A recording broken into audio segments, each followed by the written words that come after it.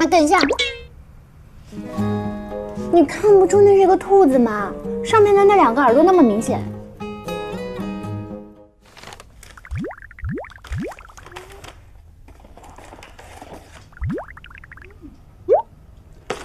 今天早餐的热量应该没有超过你的标准。果然学得很快嘛，不愧是学霸。只是使用了加法。哦，对了，我给你做了咖啡，在厨房，你自己去拿。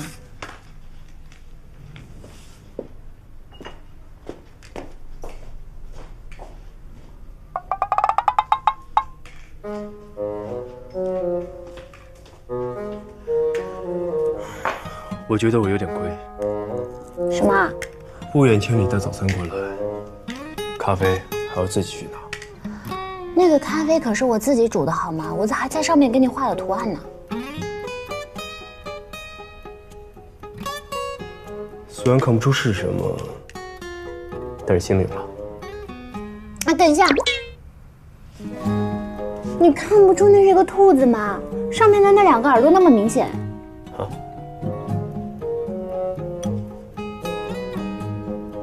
哦，我还在想，为什么要画3段抛物线呢？真是缺乏艺术领域。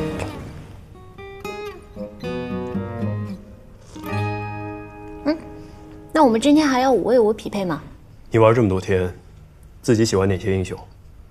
王昭君、安琪拉、东皇太一、蔡文姬、虞姬，还有小鲁班，我觉得都可以啊。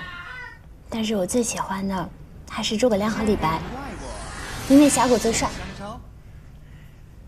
多段位移的英雄，你都用不了。从这几天匹配的情况来看，打野你可以放弃这个位置了。比赛的时候，直接选一个擅长这个位置的职业选手，所以最适合你的位置在中路和发育路。射手、法师、辅助，法师可以考虑安琪拉、干将、小乔，惆怅比较适合你。辅助的话，可以考虑东皇太一、张飞、牛魔、庄周、容错绿钢。张飞，他技能简单，不难。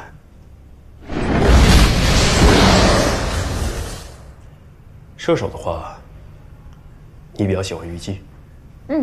3技能好用，2技能又能跑。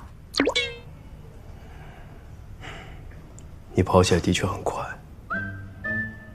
花翔，你倒是从来不骂陌生队友，骂我却毫不犹豫。我一直想问你，你的心路历程是怎么样的？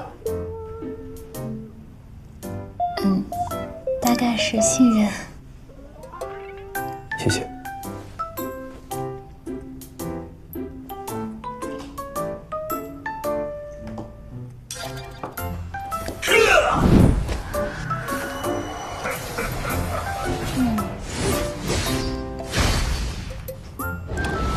这谁都不够秀嘛，我不够帅。想秀的话，射手你还可以考虑一个英雄，什么？百里守约。